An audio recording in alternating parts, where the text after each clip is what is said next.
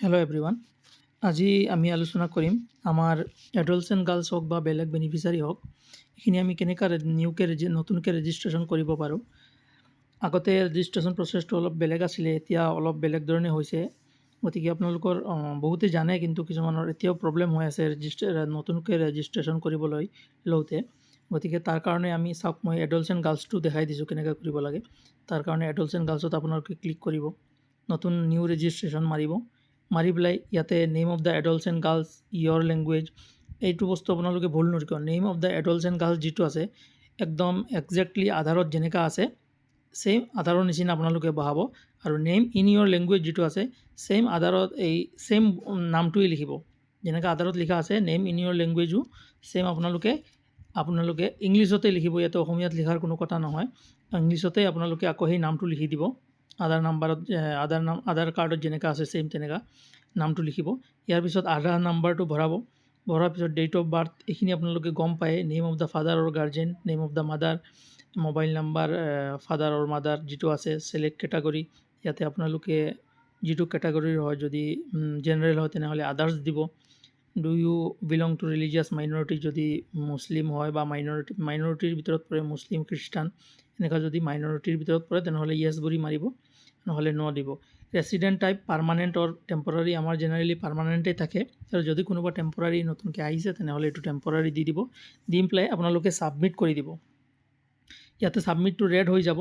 Red হোৱাৰ পিছত আপোনালোকে যেতিয়া ছাবমিট কৰিব, ছাবমিট কৰাৰ পিছত ছাবমিট ছাকচেছফুলি দেখাব, কিন্তু এই ছাকচেছফুলটো 100% ছাকচেছফুল নহয়।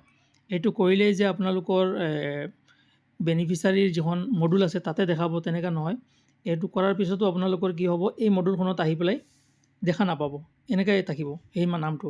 সেইটো পাবৰ কাৰণে আপোনালোকে কি কৰিব লাগিব, আপোনালোকে বেক মাৰিব লাগিব।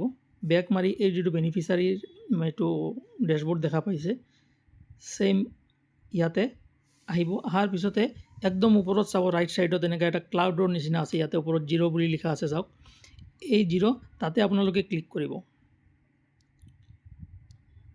কৰাৰ লগে লগে এই যিজন বেনিফিচাৰী আপুনি ছাকচেছফুল দেখাইছে, এই ইয়াতে লিষ্টত নাম আহিব। আপোনালোকে দেখাই পাব তাতে লিষ্টত নাম আহিব। নামটো অহাৰ পিছতে ইয়াতে চাওক ন' পেণ্ডিং ৰেকৰ্ড, কাৰণ ইয়াত কোনো নাম অহা নাই, গতিকে ইয়াত ন' পেণ্ডিং দেখাইছে। যেতিয়া আহি যাব তেতিয়া আপোনালোকে কি কৰিব, ইয়াতে ষ্টাৰ্ট বটম যিটো দেখা পাইছে ওপৰত, তাতে আপোনালোকে ক্লিক কৰিব। ষ্টাৰ্ট বটমত ক্লিক কৰাৰ লগে লগে কি হ'ব, এই যিটো বেনিফিচাৰী আছে, মানে ষ্টাৰ্ট বটম হ'ল ৰিফ্ৰেছ কৰা। ইয়াতে আহি আপোনালোকৰ জমা হ'ব যিখিনি নাম আপোনালোকে ৰেজিষ্ট্ৰেশ্যন কৰে, আৰু ষ্টাৰ্ট মৰাৰ লগে লগে ৰিফ্ৰেছ হোৱাৰ পিছতে যদি নামটো ঠিকে আছে, একজেক্টলি আপোনালোকে আধাৰ কাৰ্ডৰ নিচিনা বহাইছে, কোনো প্ৰব্লেম নাই, তেনেহ'লে এই লিষ্টখনৰ পৰা ইয়াত নাইকিয়া হৈ যাব। আৰু নাইকিয়া হৈ কি হ'ব, আমাৰ মেইন যিখন লিষ্ট আছে, মডুল আছে, তাতে গুচি যাব। আৰু যদি কিবা প্ৰব্লেম থাকে তেনেহ'লে চাব, ইয়াতে তলত অট'মেটিকলি আহি যাব, এইজন নাম বেনিফিচাৰীৰ নামটো আহিব, আৰু তলত লিখা থাকিব Aadhaar is invalid, Aadhaar card invalid, বা বেলেগ ধৰণৰ যদি আৰু বেলেগ কিবা প্ৰব্লেম থাকে, তলত ৰেড কালাৰত এটা লিখা থাকিব যে এইটো বেনিফিচাৰীৰ এইটো প্ৰব্লেম হৈ আছে। বুজি পালে? এতিয়া আপোনালোকৰ কাম হ'ব, আপোনালোকে আকৌ বেক মাৰিব। মাৰি পেলাই যিটো ধৰক এডাল্টছ এণ্ড গাৰ্লছ আছে, এডাল্টছ এণ্ড গাৰ্লছৰ মডুলত যাব। যোৱাৰ পিছতে কেতিয়াবা কি হয়, এই মডুলত তেতিয়াও দেখা পোৱা নাযায়। তেতিয়া আপুনি কি কৰিব, ইয়াতে এই যে ওপৰত ৰিফ্ৰেছ বটম আছে, এই ৰিফ্ৰেছ বটমটোত আপোনালোকে ক্লিক কৰিব। কৰাৰ লগে লগে ইয়াৰ পিছত কিন্তু আহি যাব, ইয়াৰ পিছত নহাৰ কোনো কাৰণ নাই, আহি যাব। আৰু যদিও নাহে তেনেহ'লে 24 আৱাৰ্ছৰ ভিতৰত আহি যাব।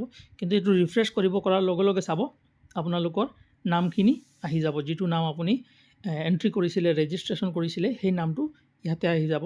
গতিকে ইমান শ্বৰ্ট প্ৰচেছ হয়, আপোনালোকে খালি প্ৰচেছটো ফ'ল' কৰিলে হ'ল। প্ৰচেছখিনি ফ'ল' কৰি আপোনালোকে এই কামটো, এইখিনি ৰেজিষ্ট্ৰেশ্যনখিনি আপোনালোকে কৰি ল'ব। Thank U. আশা কৰিছোঁ আপোনালোকে সকলোৱে বুজি পাইছে।